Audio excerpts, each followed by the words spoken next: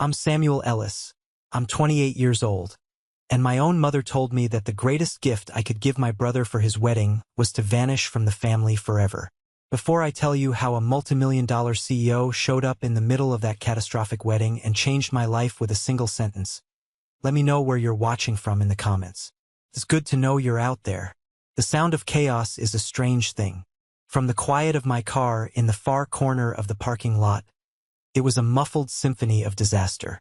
I could imagine the discordant notes, the confused chatter of 100 guests, the shrill, panicked questions, and above it all, the booming, furious voice of my brother, Brian. It was the sound of a perfectly orchestrated world coming completely, beautifully undone. The sun was low in the sky, casting long shadows across the manicured lawns of the eerie Grand Manor, the venue I had so carefully selected months ago. It was warm on my skin, a stark contrast to the core of ice that had formed in my chest. Inside that magnificent building, a wedding was supposed to be happening. His wedding, the wedding I had planned, the wedding I had paid for, the wedding I had just single-handedly obliterated. I leaned my head back against the worn fabric of the driver's seat and closed my eyes, picturing the scene. The grand ballroom, which should have been filled with the scent of roses and roast chicken, would be stark and empty. The tables, which I had mapped out with military precision, would be bare. No white linens, no gleaming silverware, no custom floral centerpieces. The string quartet I had booked would be at home, their instruments silent. The caterers would be packing up their unused ingredients. My phone, lying on the passenger seat, was having a seizure. It buzzed and vibrated relentlessly, the screen lighting up in a frantic, predictable cycle. Dad, Brian, Aunt Carol, Brian. It was a desperate, digital scream for the person they had banished just last night. The fixer, the problem solver, the family janitor. But that person was no longer available. I could see them so clearly. My mother, Eleanor, her face a mask of horrified disbelief, her social standing crumbling with every passing second. My father, Richard, pale and useless, wringing his hands as he always did in a crisis. And Brian, my golden boy brother, his handsome face, usually so smug and self-assured, would be contorted into a mask of pure, impotent rage. And Lauren, the bride, a part of me, a small, lingering part, felt a pang of sympathy for her. She was collateral damage in a war she hadn't even known was being fought. They wanted me to vanish. A simple request, delivered with the casual cruelty of a death sentence. So I did. I vanished, and I took their perfect day with me, pulling it down into the abyss right alongside me. My hand turned the key in the ignition. The old engine coughed, then settled into a familiar, comforting rumble. I didn't look in the rearview mirror. There was nothing left for me back there. As I pulled out of the parking lot and onto the open road, the frantic buzzing of my phone faded into the background. For the first time in 28 years, I wasn't driving toward a problem I had to solve. I was driving away from one. I was driving toward an unknown future, leaving behind the smoldering ruins of my past. It wasn't supposed to end like this, but then again, they were the ones who lit the match. It started so much earlier than just one night, a long, slow burn of slights and sacrifices that all led to this final, glorious explosion. To understand how a man could dismantle his own brother's wedding, you have to understand what it was like to grow up as me in the Ellis house. There were two sons, Brian, the golden child, and Samuel, the other one. Brian was born with a spotlight attached to him. He was the charming one, the witty one, the one who looked good in the family Christmas photo. I was the one who made sure the camera had batteries. From as early as I can remember, our roles were defined. When Brian's brand new bicycle got a flat tire, I was the 10-year-old who spent a Saturday afternoon with my dad's rusty tools, patching the tube until my knuckles were raw. Brian was too busy telling the neighborhood kids about the great injustice that had befallen him. When he got the bike back, he rode off without a word of thanks. My father clapped me on the back and said, "Good job, son. You're a practical one." It was meant as a compliment, but it felt like a label. Brian was the star. I was the stagehand. This dynamic only intensified as we got older.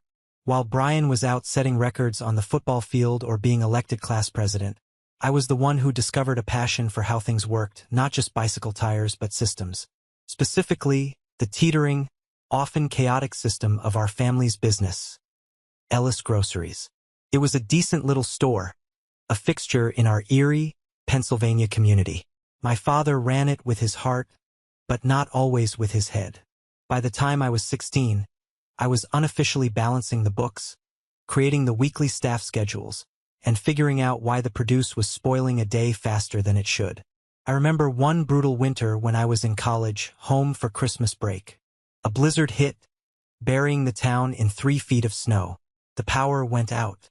Our store's ancient generator, the one my dad had been meaning to replace for years, failed to kick on. We had tens of thousands of dollars worth of frozen and refrigerated goods that were about to become a catastrophic loss. My father was in a state of pure panic. My mother was lighting candles and praying. Brian, home from his fancy university, was complaining that the Wi-Fi was down and he couldn't talk to his girlfriend. I bundled up, waded through the snow to the store, and spent the next 36 hours living on coffee and adrenaline. I manually hauled bags of ice from the one supplier in town who still had power. I rearranged the entire dairy section, packing the most perishable items in insulated containers. I called a friend whose dad was an electrician, and together, in the freezing dark, we managed to bypass the generator's faulty starter and get it roaring to life. I saved the inventory, every last bit of it. When the power was restored and the roads were cleared, my family came to the store. Brian walked in, looked around and said, "Wow, didn't lose anything. Lucky break, huh?" Later that night, at the dinner table, my father raised a glass. "To Brian," he announced. "Just got his semester grades. Straight A's. He's gonna make one hell of a lawyer someday. He's the one who's going to make the Ellis name mean something." They all cheered. I sat there, my hands still aching from hauling ice, my body running on empty, and I was completely, utterly invisible. It wasn't malice, not exactly. It was worse. It was a complete, unthinking blindness to my existence beyond my function. My friend Noah, who saw the whole thing, put it best. "They're not just taking you for granted, Sam," he told me later. His voice filled with a frustration I couldn't yet allow myself to feel.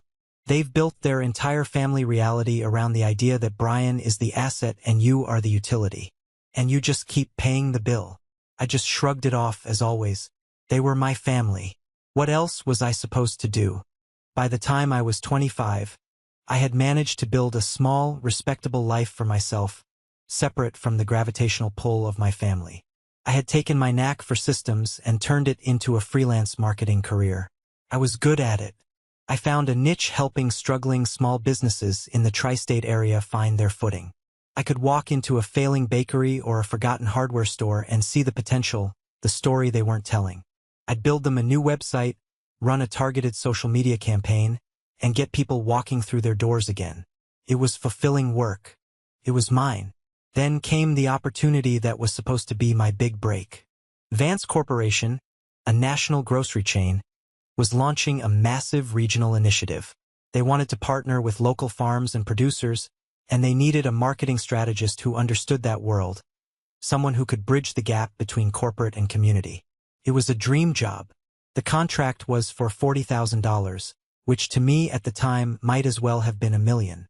It was more than a paycheck. It was validation. It was proof that I was more than just the family fixer. I poured my heart into the proposal. I spent weeks researching, crafting a campaign that was authentic and powerful. Paid off. I beat out dozens of other applicants and went through 3 rounds of interviews. The final step was a meeting with the CEO himself, Arthur Vance. He was an intimidating, sharp-as-a-tack man who saw right through any corporate fluff. We connected. He saw my passion. At the end of the meeting, he shook my hand and said, "We'll be in touch soon, Mr. Ellis. Very soon." I walked out of that skyscraper feeling 10 feet tall. I was on the brink of everything I had ever wanted. The email arrived 2 days later. It was from Arthur Vance's assistant. He wanted to schedule a final call to go over the contract details and make a formal offer. My hands were shaking as I typed my reply. That afternoon, my phone rang. It was my mother. I answered, expecting to share my good news. I never got the chance. Her voice was a thin, reedy thread of panic. "Samuel, you have to come home." My stomach dropped. It was the voice she used when the plumbing burst or the taxes were overdue. It was her "we need the fixer" voice. "What is it, Mom? Is Dad okay?" "He's fine, but the store, it's a mess. The suppliers are threatening to cut us off. We took out a second mortgage to cover payroll last month. We're going to lose it, Samuel. Your father's legacy, everything, it's all going to be gone." The words hit me like a physical blow. I had known they were struggling, but I had no idea it was this bad. "What about Brian?" I asked, a familiar, futile question. "He's a lawyer. Can't he look at the contracts? Negotiate with the suppliers?" "Oh, you know Brian," she said, her voice dismissive. "He's building his career. He can't get bogged down in this. This is more your area of expertise. You always knew how to make things work." There it was again. My function. My purpose. I looked at the email from Vance Corporation on my computer screen, the promise of my future shimmering right in front of me. Then I looked at the phone in my hand, the call from a past that refused to let me go. Noah's voice echoed in my head. "Don't do it, man. This is your chance. Let them fail." But I couldn't. My father's face swam in my mind's eye. The proud man he was, reduced to losing everything he'd ever worked for. My mind was a battlefield. My dream versus their reality. My future versus their past. It was no contest, really. I had been trained for this my whole life. With a heart that felt like a block of lead, I sat down and composed the hardest email of my life. I wrote to Arthur Vance's assistant, withdrawing my name from consideration due to a sudden, severe family emergency. I gave no details. I just clicked send and watched my future evaporate into the digital ether. 2 days later, I was back in Erie, standing not in a boardroom, but in the bleak, dusty backroom of a failing grocery store, the weight of my family's world squarely on my shoulders once again. The next year was a brutal, relentless grind. I treated the rescue of Ellis Groceries like a military campaign. I slept in my old childhood bedroom, and my days were a blur of spreadsheets, phone calls, and sheer, stubborn effort. I used every strategy, every trick I had planned to use for Vance Corporation, and poured it all into our little store. I started with the bleeding. I met with every single one of our suppliers.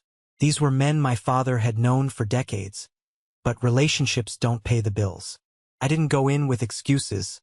I went in with a plan. I showed them my new marketing strategy, my sales projections, my cost-cutting measures.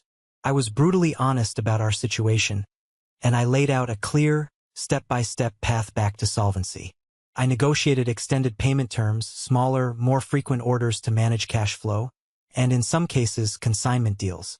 Mr. Henderson, our main produce supplier and a notoriously tough old bird, listened to my entire pitch, looked me up and down and grunted. "Your old man should have handed you the reins 10 years ago. You've got a deal, son. But my contract is with you, not him." Next, I went after the customers. The store had gotten stale, forgotten. I orchestrated a complete rebranding. I designed a new, modern logo. I launched a Shop Local, Eat Fresh campaign on social media, featuring the stories of the local farmers we worked with, like Mr. Henderson. I started a weekly email newsletter with recipes and special discounts. I organized a weekend tasting event that brought in hundreds of new faces. It was working. Slowly, then all at once, the tide began to turn. The store started to feel alive again. The aisles were busy. The cash register, which had been collecting dust, began to sing. Within 18 months, we had paid off all our supplier debts. By the end of the second year, we were more profitable than we had been in Brian's entire lifetime. I had done it. I had pulled them back from the brink. I felt a deep, bone-weary satisfaction. I had sacrificed my dream, but I had saved my family. Surely now they would see me. The night of my supposed triumph was a family dinner. My mother cooked my favorite meal. My father opened a bottle of expensive wine. Even Brian was there, having driven in from Pittsburgh. This is it, I thought. This is the moment they say thank you. My father stood, his glass raised. My heart hammered in my chest. As you all know, he began, his voice thick with emotion. The last couple of years have been a roller coaster, but we've come through it stronger than ever. The store is thriving, and it's time to secure its future. He smiled, a wide, proud grin. That's why Eleanor and I have decided to officially hand over the management of Ellis Groceries to Brian. The wine glass in my hand felt suddenly heavy.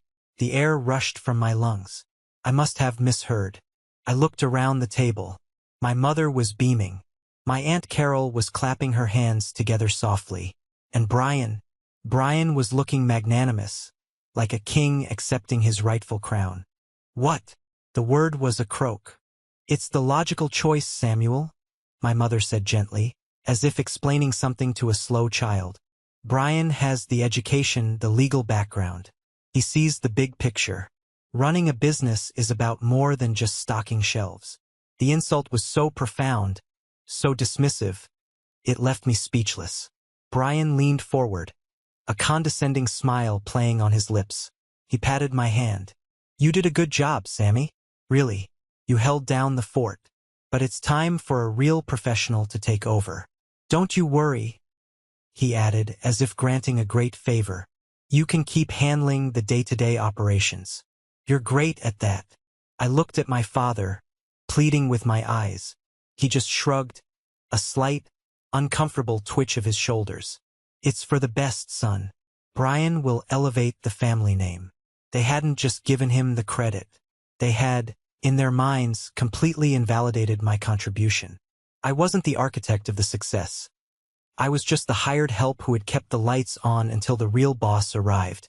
That night, the familiar ache of being overlooked curdled into something colder, something harder. For the first time, I didn't just feel invisible. I felt erased. And the most pathetic part? I stayed. I went back to work the next day, a ghost in the machine I had built, hoping that one day, my work would finally speak for itself. It never did. Another 2 years slipped by in a haze of quiet resentment.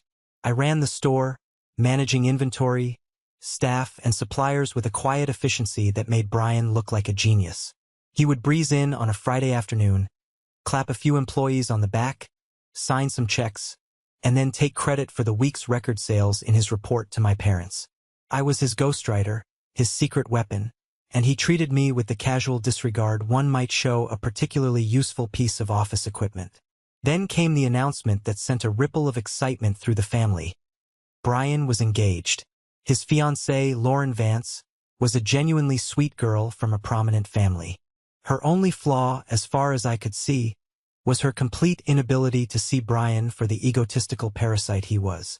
She was quiet, elegant, and seemed to worship the ground he walked on. And her father, I would later learn, was Arthur Vance. The same Arthur Vance whose job offer I had turned down all those years ago. The irony was so thick I could have choked on it. Of course, the wedding had to be the social event of the season in Erie.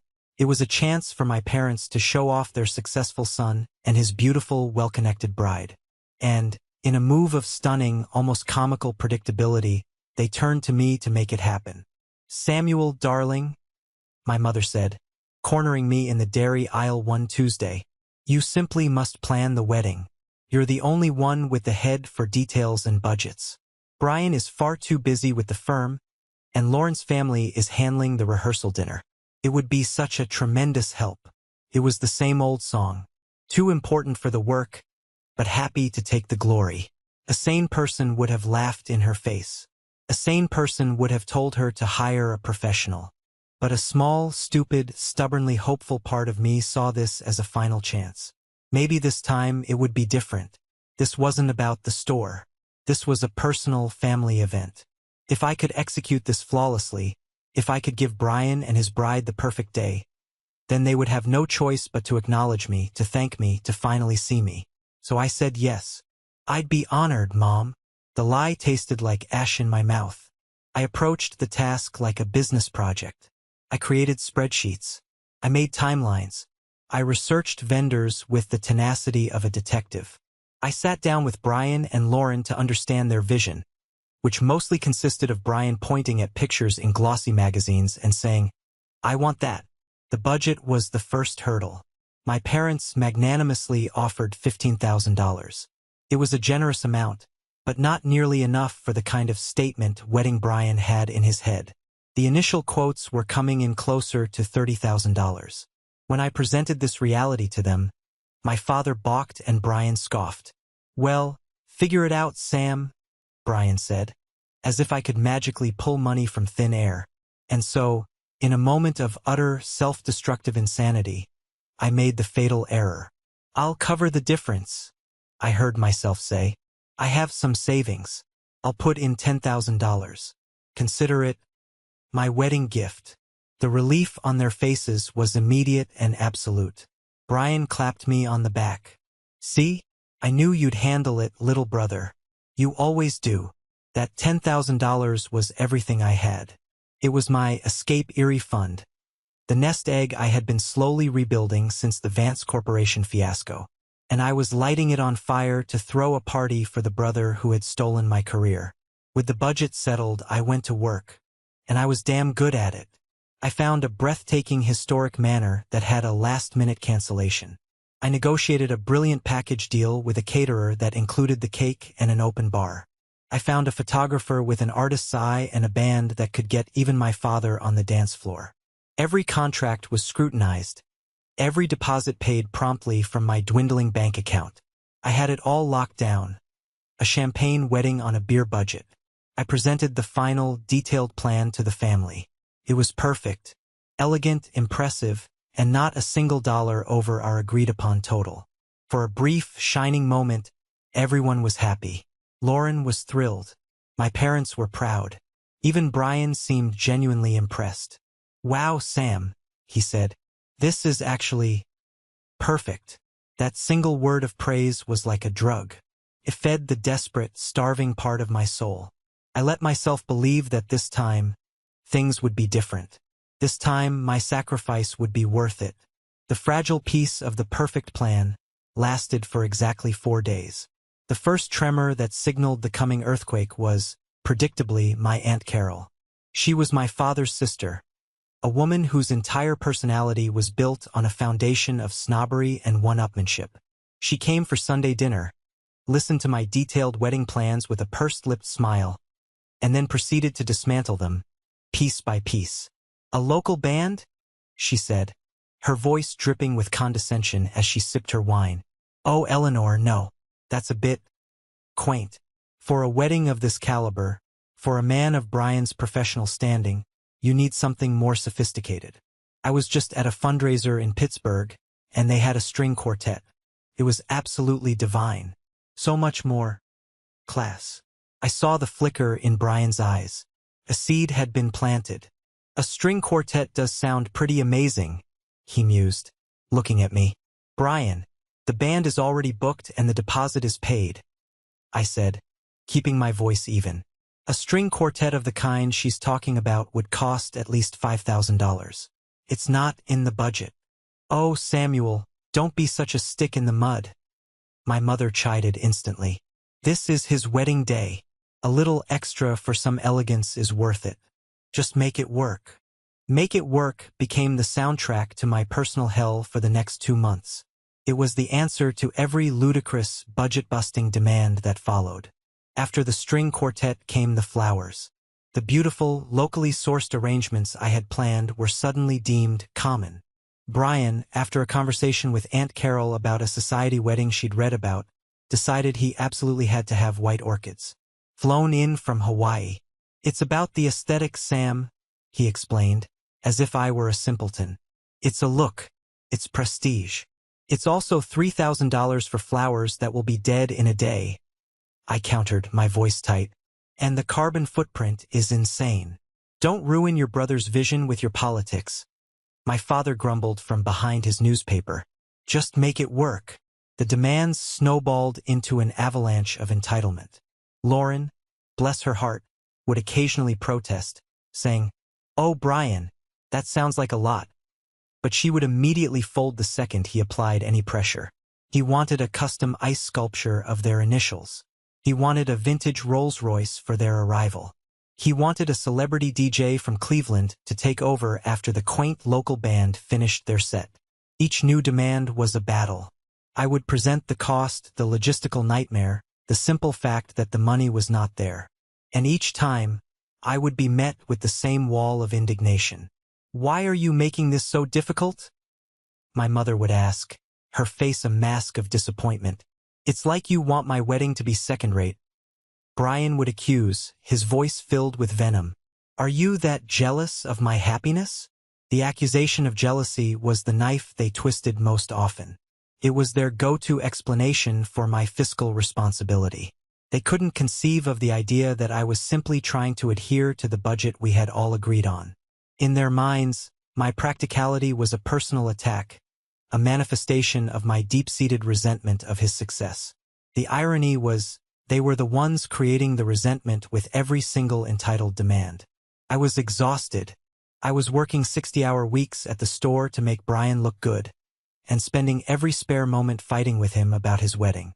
The $10,000 from my savings was long gone, spent on deposits for things we didn't need. Now they were expecting me to fund this ever-expanding fantasy out of my own pocket, a pocket they knew was not deep. The dream of a thank you had long since died. Now, my only goal was survival. Just get to the wedding day, let it happen, and then, finally, be free. The night before the wedding was meant to be a final, calming family dinner at my parents' house. The calm lasted until the dessert plates were cleared. I was running on 4 hours of sleep and a gallon of caffeine. I had spent the entire day on the phone, soothing the ruffled feathers of a florist who was furious about the last-minute orchid demand and a venue manager who was asking pointed questions about the growing list of unauthorized vendors. All I wanted was to eat, go home, and fall into a coma until my alarm went off the next morning. Brian, however, was practically vibrating with a manic, last-minute energy. He tapped his fork against his water glass to get everyone's attention, a smug, self-satisfied smile on his face. "Okay, team," he began, as if we were in a corporate huddle. "I've had a stroke of genius. A final touch to elevate the entire experience tomorrow." I felt a familiar, cold dread snake up my spine. "First," he announced, "I think we need a lobster tail station for the late-night snack. Chicken is just so basic. Second, I was tasting the champagne we ordered, and it's fine, but it's not great. Dad, we should get a few cases of that vintage stuff you love. And finally, and this is the big one, a friend of a friend knows a guy who does wedding photography for pro athletes. He's available tomorrow. We have to have him. Imagine the pictures." I stared at him, my mind struggling to process the sheer, breathtaking audacity. It wasn't just one demand. It was a triple-decker sandwich of financial insanity. I placed my fork down very carefully. "Brian," I said, my voice dangerously low. "No." He blinked, genuinely surprised by my flat refusal. "What do you mean, no?" "I'm not asking, I'm telling. It's my wedding. The caterer's final numbers were due last week," I explained, ticking the points off on my fingers. "The alcohol has been purchased and delivered, and we have an excellent, very expensive photographer already under contract. There is no more money. The budget, the one I paid for, is gone. It is over. We cannot add a single thing." Brian's face, which had been beaming with excitement, contorted into an ugly, familiar sneer. "The one you paid for? Oh, please, don't act like you're some great martyr. It's $10,000. That's a rounding error on my future salary. You're being pathetic and cheap just like always. You're trying to ruin this for me. You've been trying to sabotage this wedding from the beginning because you can't stand to see me happy." The accusation, so ludicrous and so cruel, hung in the air. I looked around the table for support, for just one person to say, "That's enough, Brian." My father suddenly found the pattern on his dinner plate intensely fascinating. Aunt Carol nodded in agreement with Brian. And my mother looked at me. Her face was not angry. It was not sad. It was cold. Utterly, glacially cold. She set her wine glass down with a soft click. "Samuel," she said, and her voice was as chilling as her expression. "Your brother has a point. You have been needlessly difficult through this whole process.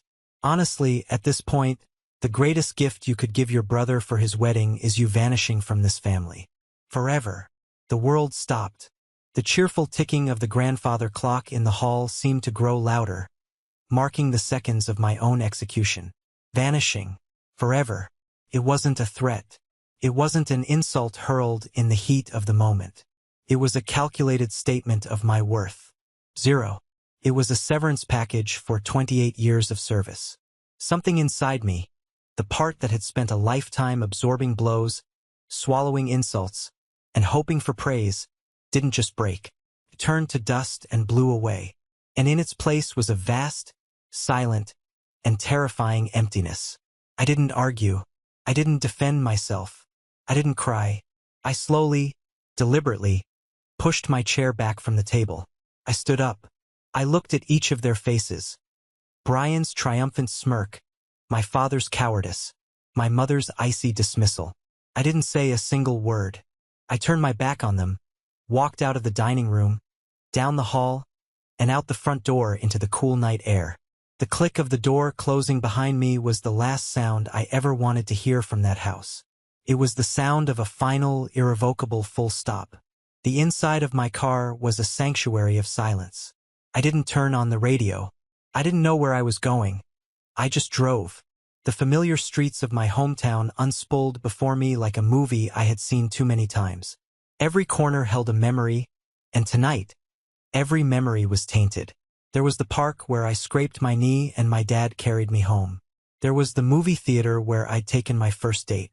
There was the grocery store, Ellis Groceries, a monument to my greatest sacrifice and my biggest mistake. Vanishing. Forever. The words weren't echoing anymore. They had settled, heavy and cold, in the pit of my stomach. My mother's voice, her calm, measured delivery. It was a clinical assessment, a problem identified, and a solution proposed. I was the problem. Vanishing was the solution. For the first hour I was numb, a hollowed-out shell just going through the motions of driving. My hands were steady on the wheel, my eyes on the road. But my mind was a blank, white static. Then, the numbness began to recede, and the pain flooded in. It was a deep, tearing agony, the pain of a limb being amputated without anesthesia. I thought of every sacrifice, big and small, the patched bicycle tire, the nights spent studying the store's finances, the 36-hour marathon during the blizzard, the Vance Corporation contract, the dream I had killed with my own hands. I had done it all for them, for their approval, for their love, and it had all amounted to less than nothing. I had to pull over. The tears came so violently I couldn't see the road. I parked on the gravel shoulder of a dark, deserted country road, the engine ticking in the sudden silence, and I let myself shatter. I pounded my fists on the steering wheel, a raw, guttural sound of pure anguish tearing from my throat. It was the sound of a lifetime of being invisible, of being second best, of being the useful, disposable son. I wept for the boy who just wanted his parents to be proud of him, and for the man who had finally realized they never would be. The storm passed. The tears subsided, leaving behind a landscape of ruin and a strange, cold clarity. The pain was still there, but it had been burned clean by the rage. They didn't see me as a son. They saw me as a tool that had just been told it was no longer needed. And that's when the new thought began to form. It started as a whisper, a flicker of rebellion in the darkness. They wanted me to vanish. Okay, I would vanish, but I wouldn't go quietly. I wouldn't just fade into the background like I always had. If a tool is removed from a machine, the machine stops working. I was the tool that had built their perfect wedding. What would happen if I just took myself away? A slow, humorless smile touched my lips, felt alien on my face. They wanted a gift, the gift of my absence. Fine. I would give them exactly what they asked for. I would give them an absence so profound, so complete, it would swallow their perfect day whole. My hand, now perfectly steady, reached for the phone. I ignored the litany of texts and missed calls that had already begun. I scrolled to the bottom of my contacts list and hit the name, Noah. He picked up on the first ring, his voice laced with concern. Sam? It's after midnight. Everything okay for tomorrow? I took a deep breath, the cold night air filling my lungs, feeling like the first clean breath I'd taken in years. You know how you've been telling me for 10 years that I'm a doormat? I said, my voice eerily calm. Yeah. Well, I said, the grim smile audible in my voice. The doormat is about to get up and walk away, and it's going to take the whole damn front porch with it. I found a cheap, anonymous motel off the highway, the kind with flickering neon signs and questionable bedspreads. It was perfect. I didn't sleep. I sat on the edge of the stiff mattress, drinking bitter, black coffee from a styrofoam cup, and I planned. There was no rage in my actions now, just a cold, methodical precision. I opened my laptop, pulled up the folder labeled Brian's Wedding, and arranged all the contracts and invoices in the order I would need them. I was dismantling a bomb I had built myself, and I knew exactly which wires to cut, and in what sequence. At 7:59 a.m., I took a final sip of coffee. Showtime. My first call was to Deborah, the events manager at the Erie Grand Manor. She was a cheerful, efficient woman I developed a good rapport with over the past few months. She answered with a chipper, Erie Grand Manor. Deborah speaking. Deborah, good morning. It's Samuel Ellis. Sam, the man of the hour. Well, the brother of the man of the hour, she laughed. Are you all ready for the big day? Actually, Deborah, there's been a significant change of plan, I said, my voice calm and level. I'm calling to inform you that the Ellis-Vance wedding scheduled for today has been canceled. The silence on the other end of the line was so complete I thought the call might have dropped. I'm sorry, she finally said, her voice a squeak. Canceled? Sam, it's 8 o'clock in the morning. The wedding is in 6 hours. Our staff is already on their way in. I understand the inconvenience, I said, my tone unapologetic. It is an unforeseen family emergency. As per our contract, Section 7B, cancellations within 24 hours result in the forfeiture of the full deposit. I am aware of this and I am authorizing it. Please consider this my formal and final notification. But the bride? The groom? Shouldn't I speak with your parents? She stammered, clearly in shock. No, I said, my voice firm, cutting off any room for argument. You will not. The contract is in my name. The deposit was paid from my bank account. The decision is mine. The event is canceled. Thank you for your services up to this point. I hung up before she could formulate another question. My heart was pounding, but not with fear. It was a thrill, a surge of pure, unadulterated control. The next call was to the caterer, a gruff but fair man named Sal. I gave him the same speech. He whistled. Wow, kid, that's cold. But hey, you paid the deposit, it's your call. More roast chicken for my staff, I guess. The florist was more dramatic. But the orchids, the Hawaiian orchids have just arrived. I'm very sorry to hear that, I said, and to my surprise, I actually was. It wasn't her fault. The deposit is yours to keep, of course. One by one, I went down the list. The band, the photographer, the limo service for the Rolls-Royce, the calligrapher, the bakery for the 5-tier cake. Each conversation was a nail in the coffin of my brother's perfect day. With each call, I felt lighter. I was severing ties not just to a wedding, but to a lifetime of servitude. I was reclaiming my time, my money, and my sanity. By 9:45 a.m., it was done. An entire wedding, meticulously constructed over 6 months, had been vaporized in under 2 hours. I logged into my online banking. The non-refundable deposits were a painful loss, nearly $3,000. But the larger payments, the final balances I had been scheduled to pay on the day, were now safe. $7,000 of my hard-earned money was no longer destined to be turned into ice sculptures and dead flowers. It was mine. I took the burner phone I had bought the night before from a 24-hour gas station, turned it on, and sent one single text to my own number, which I had left on and charging in my car. They wanted me to vanish. Wish granted. Then I snapped the cheap phone in half and tossed it in the motel trash can. I packed my bag, checked out, and got back in my car. This time I knew where I was going. South. Anywhere but here. The first sign that the carefully constructed universe of the Ellis family was about to implode came at precisely 11:02 a.m. My mother, Eleanor, swept into the grand ballroom of the Erie Grand Manor, ready to assume her role as the gracious mother of the groom. She was expecting to see a flurry of activity. Florists arranging centerpieces, caterers setting up serving stations, the band doing a sound check. She was met with silence, an emptiness. The vast room was a hollow cavern. The tables were stacked against one wall, the chairs against the other. The floor was bare. There wasn't a flower, a tablecloth, or a single human being in sight. Her first reaction was confusion, then irritation. She marched through the hall to the manager's office, her heels clicking an angry rhythm on the polished floor. She found Deborah, the events manager, sitting at her desk, looking as though she'd seen a ghost. "Deborah, what on earth is going on?" my mother demanded, forgoing any pleasantries. "Where is everyone? The wedding is in a few hours. This is completely unacceptable." Deborah looked up, her eyes wide with a mixture of pity and fear. "Mrs. Ellis," she began, her voice trembling slightly. I don't know how to tell you this. I received a call this morning. From your son. From Samuel." "Samuel?" my mother repeated, confused.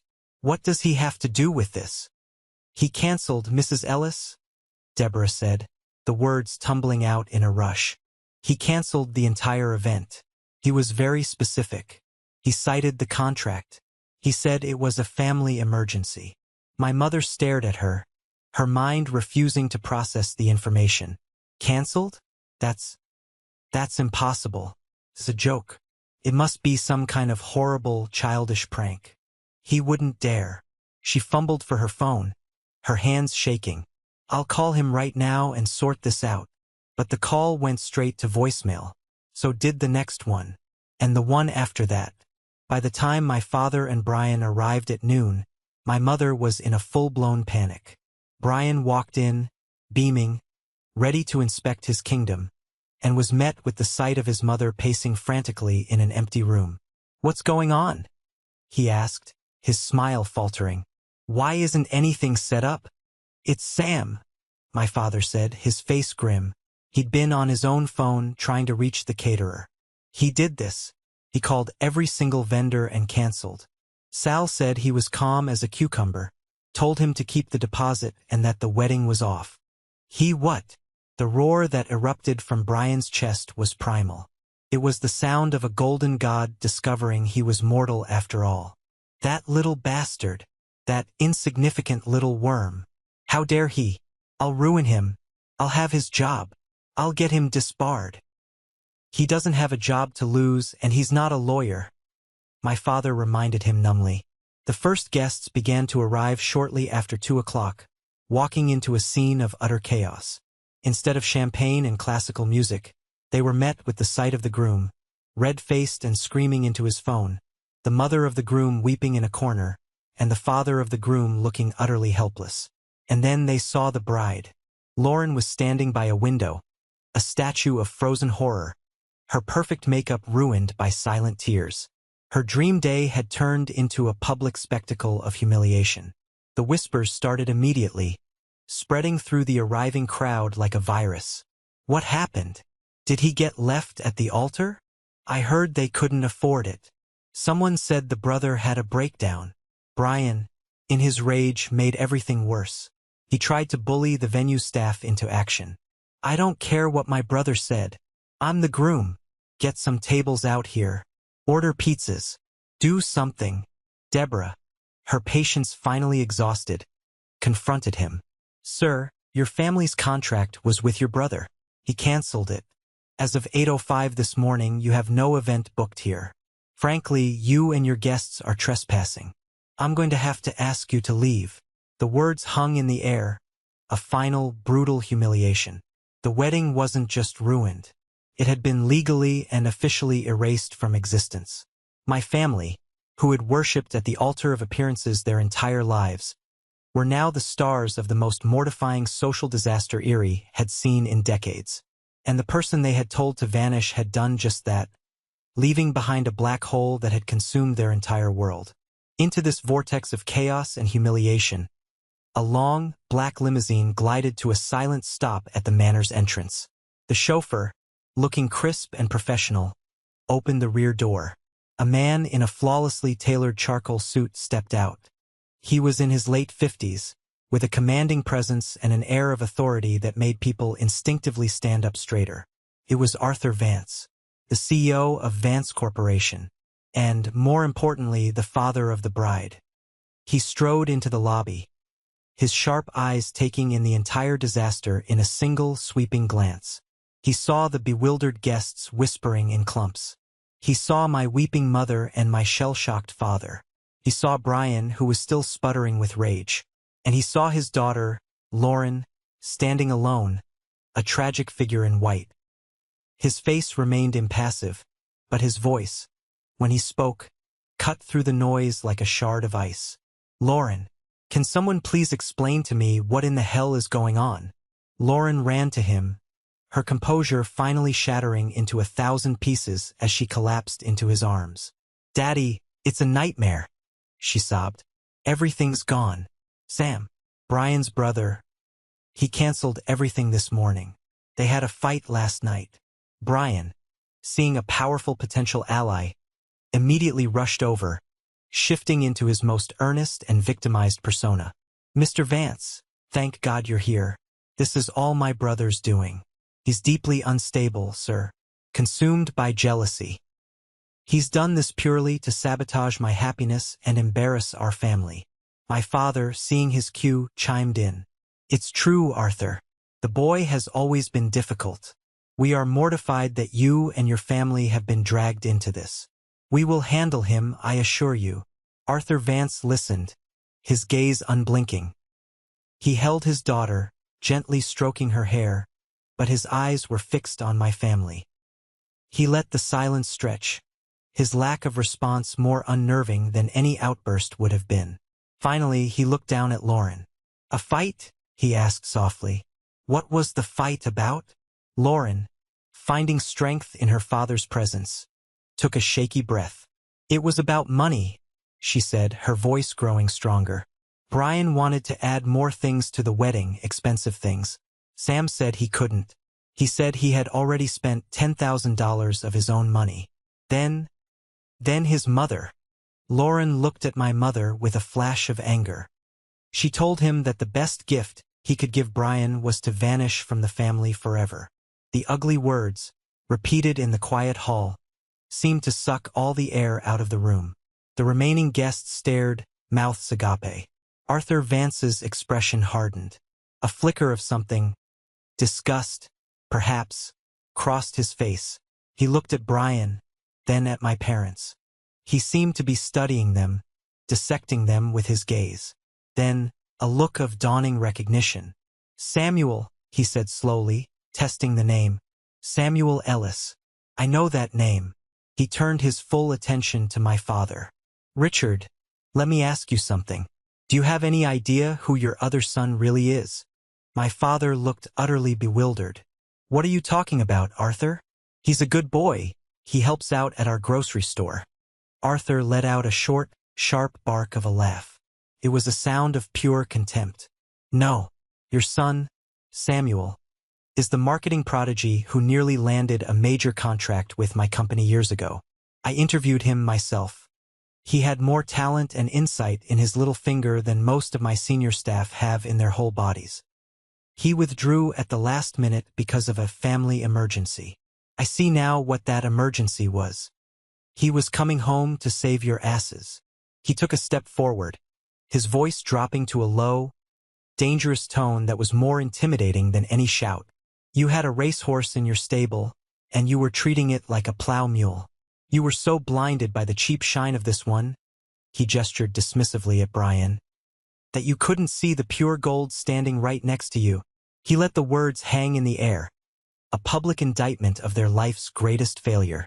Then he delivered the coup de grace. "I am going to find your son.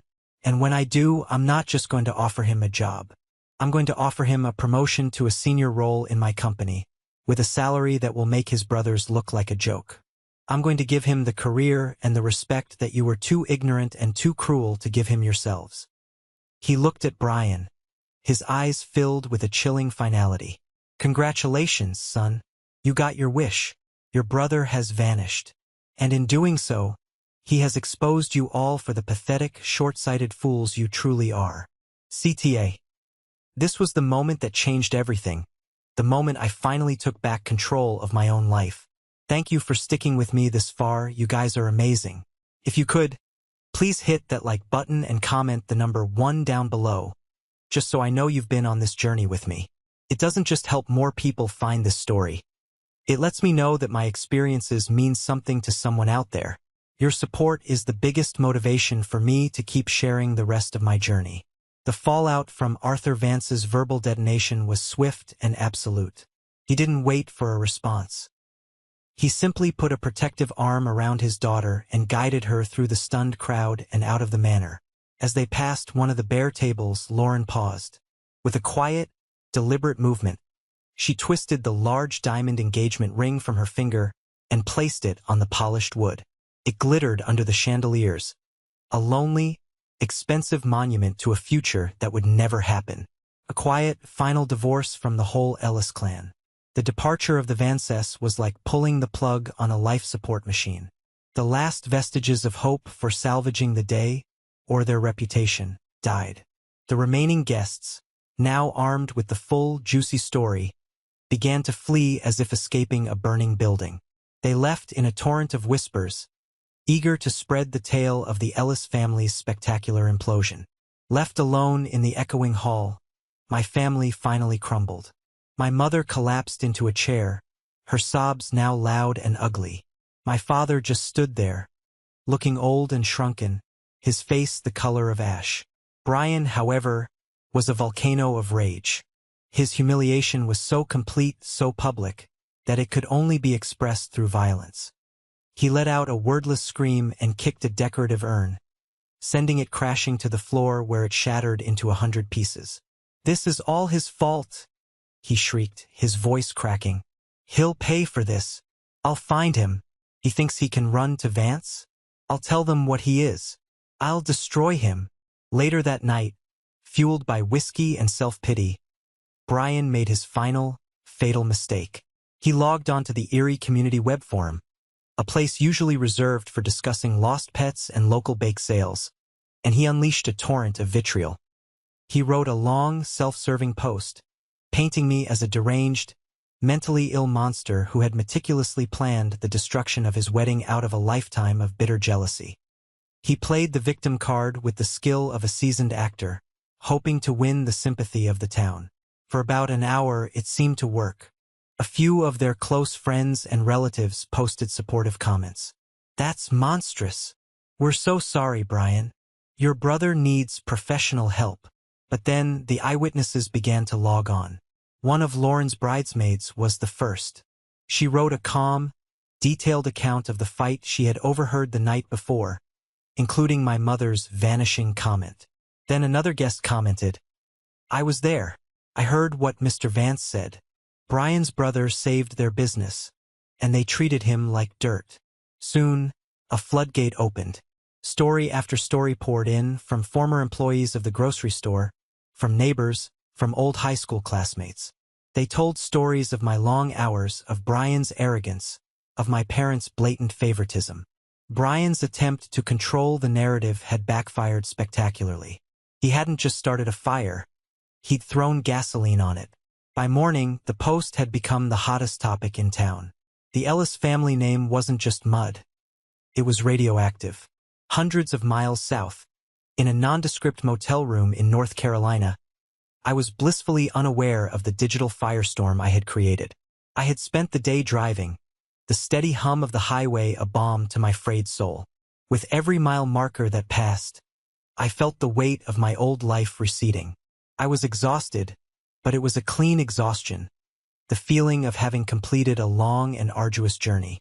That evening, I took a deep breath and turned my phone on. It immediately exploded with a backlog of notifications. I bypassed the dozens of angry voicemails and texts from my family and went straight to a message from Noah. Holy crap, dude. You need to see the Erie forum. You're a folk hero. Also, call me ASAP. With a sense of detached curiosity, I pulled up the website. My jaw dropped. I spent the next hour scrolling through the thread, watching my family's public execution in real time. I saw Brian's desperate, lying post, and the avalanche of comments that buried him. It was surreal. My private pain had become public knowledge, and for the first time, people were taking my side. Then I saw I had a voicemail from an unknown number with a Charlotte area code.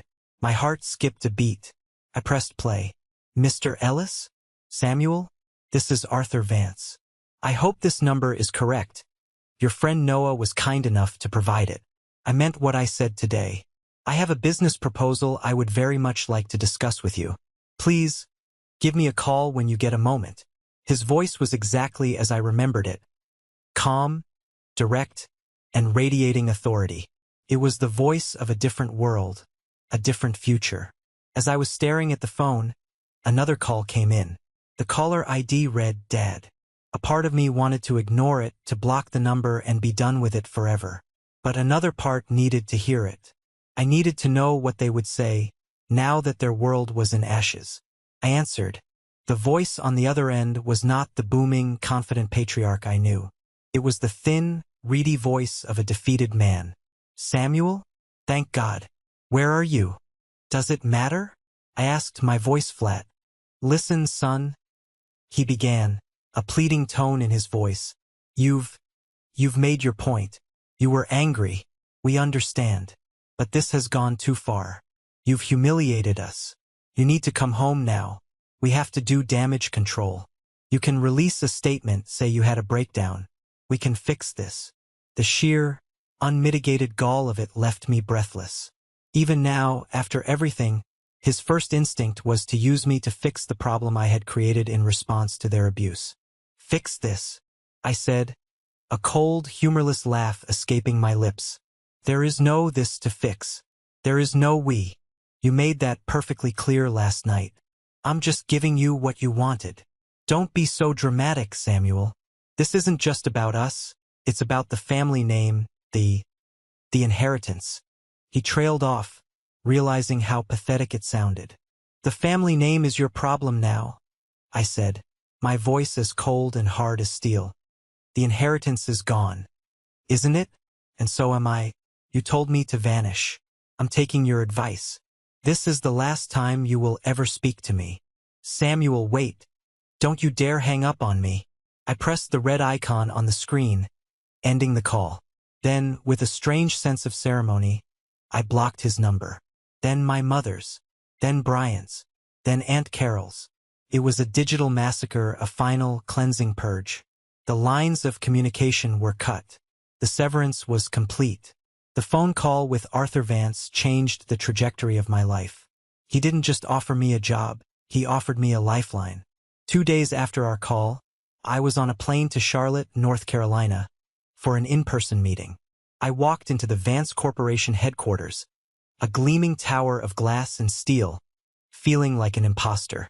But Arthur treated me not as a charity case, but as a valued colleague. He had remembered my marketing proposal from all those years ago. You had an instinct for the heart of a business, Sam, he told me, sitting across from me in his corner office that overlooked the city. It's a rare gift. I want that gift here. He made me an offer that made my head spin. Senior marketing strategist for the entire Southeast region. The salary was more than my father had made in his best year at the grocery store. Came with benefits, a relocation package, and most importantly, a chance to start over completely and totally. I accepted on the spot. Asheville, where the regional office was located, became my new home. It was a city alive with a creative, vibrant energy that felt a million miles away from the stagnant, judgmental fishbowl of Erie. The mountains that surrounded the city became my sanctuary. For the first time in my life, I felt like I could breathe. Work was my salvation. I poured all the energy I had once spent on my family's drama into my new career. I was surrounded by smart, ambitious people who challenged me and respected my ideas. I wasn't Brian's little brother or the fixer. I was Sam, the guy who had a knack for turning struggling campaigns into massive successes.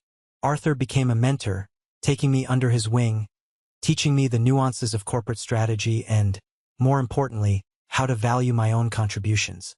The promotion he had promised in that chaotic wedding hall became a reality after my first year, when he made me director. I started building a life outside of work. I found a small apartment with a balcony where I could watch the fog roll over the Blue Ridge Mountains in the morning. I found a local coffee shop where the owner, a sharp, funny woman named Sarah, became my first real friend. We'd talk for hours about everything and nothing. She knew I had a painful past, but she never pushed. She just created a safe space for me to be myself. Noah, my oldest friend, was my connection to my former life. He'd give me periodic updates. The news from Erie was a relentless drumbeat of decline. Ellis Groceries had gone into bankruptcy within 6 months of my departure. The public humiliation from the wedding disaster had been the final nail in its coffin. No one wanted to shop at the store run by those people. My parents lost everything.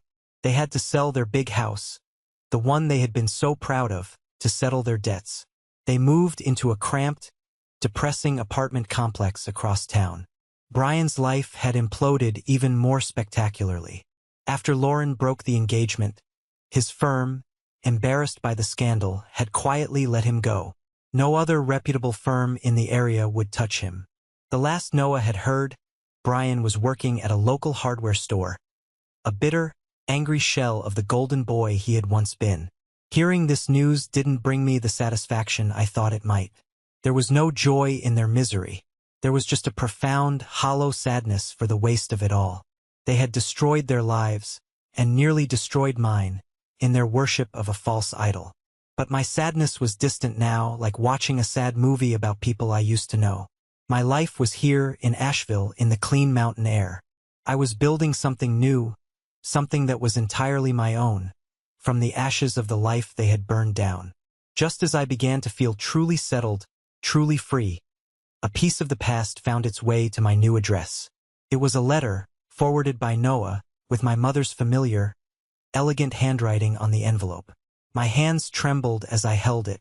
Part of me wanted to throw it directly into the trash, unopened. But the ghosts of guilt and obligation are hard to exorcise completely. I slid it open. The letter was a masterpiece of emotional manipulation. It began with a flowery, tear-stained apology for the unfortunate words spoken that night, quickly pivoted to her current state.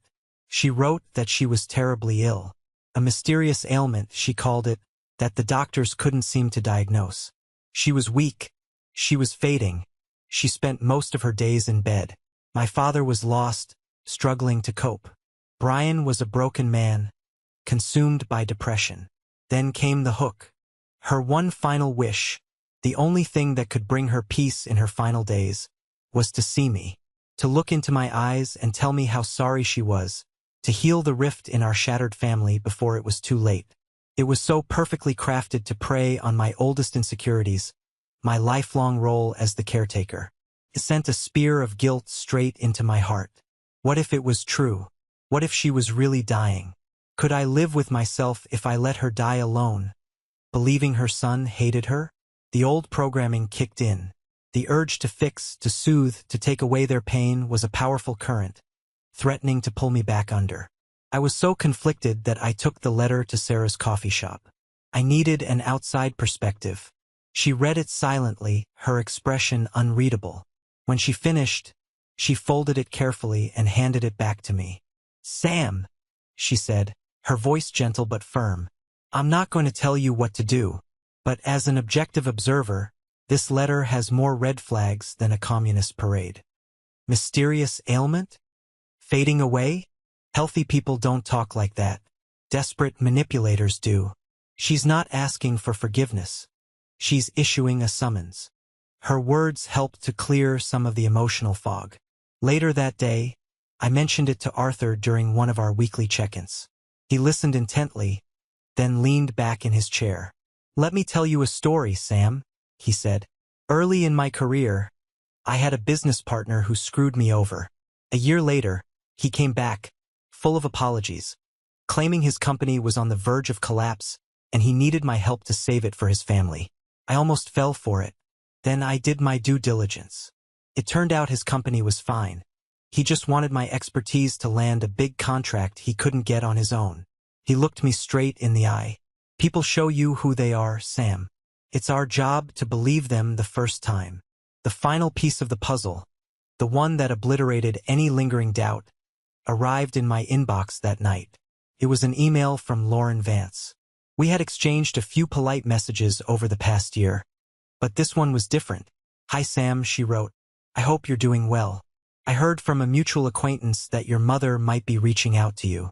I feel like you deserve to know the truth. I had lunch with my aunt last week, who is in the same book club as your mother. According to her, your mother is in perfect health, but is absolutely miserable because she's been ostracized from her social circle. She's desperate to create a story of family reconciliation to try and salvage her reputation. Also, my father's lawyer came across something during the initial financial fallout after the wedding was canceled. He thought you should have it. He said it might be useful if there were ever any lingering legal or financial ties regarding the family business or a potential inheritance dispute." Attached to the email was a PDF. It was a collection of bank statements from the Ellis Groceries business account, dating back 5 years. They clearly showed a pattern of systematic embezzlement. Dozens of large, round-number withdrawals, all signed by Brian. He had been siphoning money from the store for years to fund his expensive lifestyle.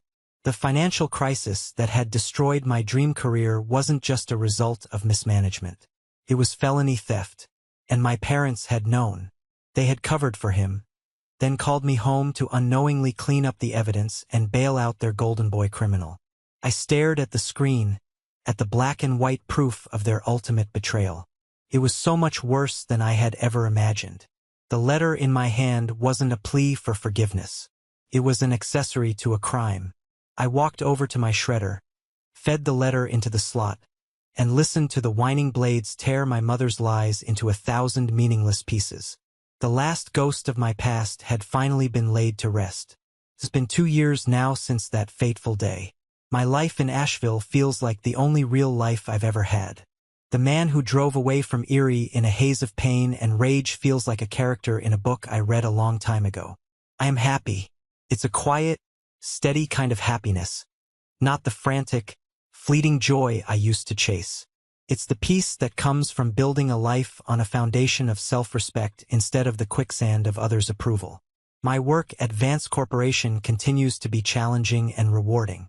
Arthur Vance has become more than a boss. He's a mentor and a true friend.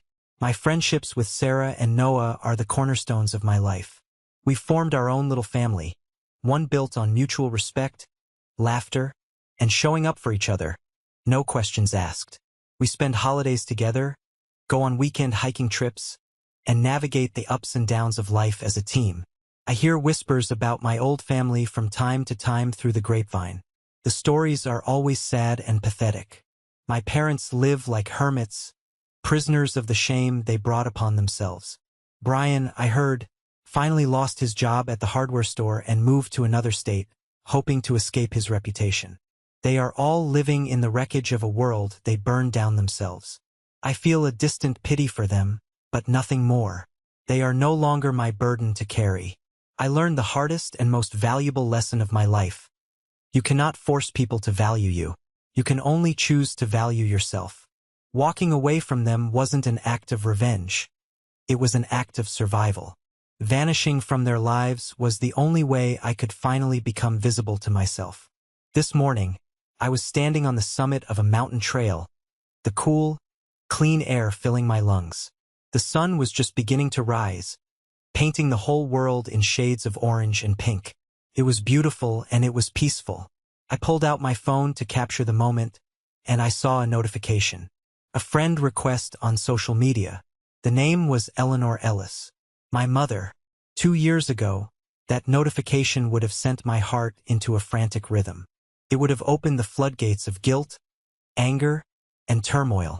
But this morning, standing on top of the world, I just looked at it. I saw it for what it was. A ghost knocking on a door that was no longer there. A final, desperate attempt to pull me back into a story that had already ended. With a calm, steady finger, I pressed decline. Then I blocked the profile. I put my phone back in my pocket, took a deep breath of the mountain air, and watched the sunrise. The sky was vast and open, and for the first time in my life it was all mine. Thank you for listening to my story. I hope it resonated with you in some way. It took me a long time to realize that my worth wasn't determined by my family's approval, and that real strength often means choosing to let go. Have you ever been in a situation where you had to make a difficult choice to protect your own peace? I'd be honored to read your story in the comments below. And if you wouldn't mind, please give this video a like and subscribe so you don't miss what I share next. Your support truly means the world to me.